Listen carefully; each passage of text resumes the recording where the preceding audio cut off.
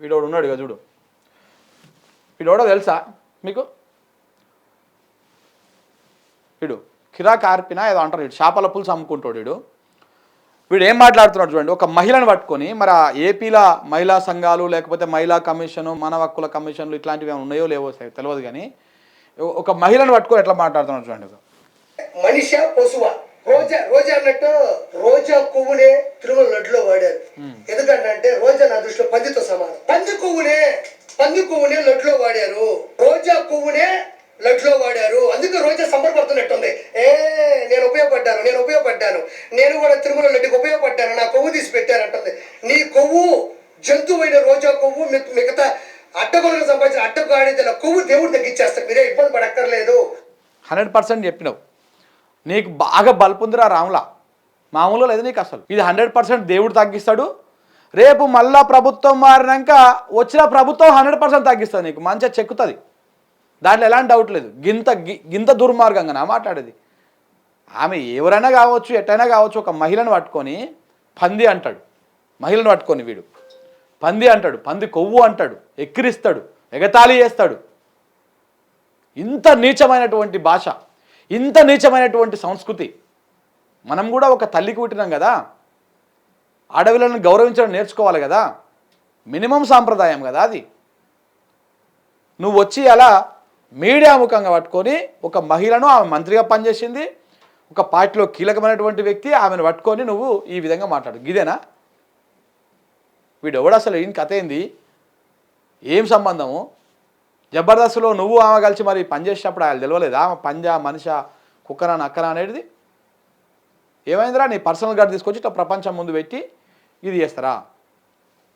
ఇట్లాంటి వాళ్ళని కంట్రోల్ చేసుకోవాల్సినటువంటి అవసరం ఉంది. ఇప్పటికే సుప్రీంకోర్టు ప్రశ్నలతోటి అటు పవన్ కళ్యాణ్కు ఇటు చంద్రబాబు నాయుడుకు తడిచి మోపడి అయిపోతూ ఉంది. ఆ సిట్టును ఆపేసుకున్నారు. ఇప్పటికే ఏం చేయాలనో అర్థం కాని పరిస్థితి. ఆ లడ్డు వ్యవహారం ఏమంటారు, తిరిగి తిరిగి తిరిగి తిరిగి ఎక్కడికి వస్తుందో అర్థం కాదు. ఇగో ఇప్పుడు చూపిస్తా, మీకు ఒక ట్వీట్ చూపిస్తా చూడు, ఇక్కడ చూడు. ఇగో మీకు 2-3 ట్వీట్లు ఉన్నాయి. పవన్ కళ్యాణ్ పరిస్థితి, చంద్రబాబు పరిస్థితి ఏమైందంటే చూసారా? ఇక్కడ లడ్డు పెట్టుకున్నాడు నోట్ల. ఈ లడ్డు రాజకీయం స్టార్ట్ చేసి చంద్రబాబు నాయుడు సుప్రీంకోర్టు తల మీదకి వెళ్ళేసరికి అది పోయి గొంతులు ఇరికింది. ఇప్పుడు అటు మింగలేడు, ఇటు కక్కలేడు, అటు మింగలేడు, ఇటు కక్కలేడు. చాలా భయంకరమైనటువంటి పరిస్థితి ఉన్నది. దేవునితో పెట్టుకొని దేవుని రాజకీయాలకు లాగి అది ఏదామని చూసిండు, నోట్లో పెట్టుకున్నాడు. ఆ సుప్రీంకోర్టు సుట్టా తీసుకొని ఎత్తి మీదకి వెళ్ళి ఘాటి కొట్టి తరిసింది. సర్వాగానే అది పోయి గొంతులు ఇరికింది. అది ఇటు లోపలికి వస్తలేదు, అటు బయటకు వస్తలేదు. ఇప్పుడు ఆగా ఉంది పరిస్థితి చంద్రబాబు నాయుడుది. సేమ్ ఈయన లెక్కనే పవన్ కళ్యాణ్ కూడా అట్లనే ఉన్నది. ఈయన ఏదో తానానంగా ఆయన తందాన ఆటలు ఆడడం మొదలుపెట్టిండు. మామూలు కాదు అసలు. ఆయన ఏదో ఇప్పటి హిందూ ధర్మరక్ష, ఆయన దాని లెక్క ఆయన ఒక్కడే హిందువు అయినట్టు. ఎక్కడ పోయిరో చెగువీరులు, ఎక్కడ పోయారో ఎర్రతుండు వాళ్ళు, ఎక్కడ పోయినాయో అవన్నీ పోయినాయి. ఇప్పుడు ఆయననే మొత్తం సనాతన ధర్మ రక్షకుడికి లెక్కగా ఏదో కొత్త విషయం కట్టుకొని తిరుగుతూ ఉన్నాడు. హిందువులు నీకంటే ఎక్కువ హిందువులు.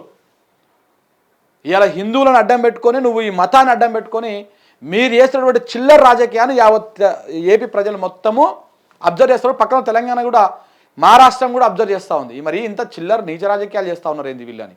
ఇవి బంద్ పెట్టండి, ఇవి బంద్ పెట్టండి. ఈ లడ్డు ఏ విధంగా అయిందో చూడండి. ఈయనకేం గొంతు ఇరికింది, ఈయనకేం మెడల పడ్డది. ఇప్పుడు మెడల పడ్డది. ఏం చేయాలో అర్థం కాదు, ఏం చేయాలనో అర్థం కావట్లేదు ఆయనకి.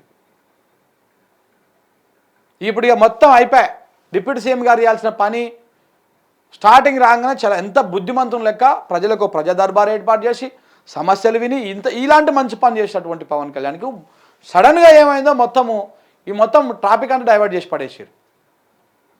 ఇక నాకు తెలిసి ఒక 5-6 నెలలు ఇదే డ్రామా నడిపిస్తారు మొత్తం. ఏపీ ప్రజలు నిన్న నాకు తిరుపతికి వెళ్ళి ఒక రిపోర్టర్ ఫోన్ చేసిండు. ఏమనుకుంటారు అన్న ఏంది కథ అంటే, అసలు చంద్రబాబుకు పవన్ కళ్యాణ్కు చాలా బెడ్స్ కొట్టింది వ్యవహారము.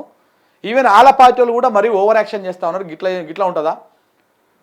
మరి కల్తీ నెయ్యి, అందులో ఒకవేళ నెయ్యి ఏమైనా కల్తీ అయితే అవ్వచ్చు, కానీ అందులో ఆవు కొవ్వు నెయ్యి, పంది కొవ్వు నెయ్యి, చేపల కొవ్వు నెయ్యి, నూనె కలిసి అంత ఉండదు, అది ఉండనే ఉండదు. అసలు అది ఎవరు నమ్మేటట్లేదు.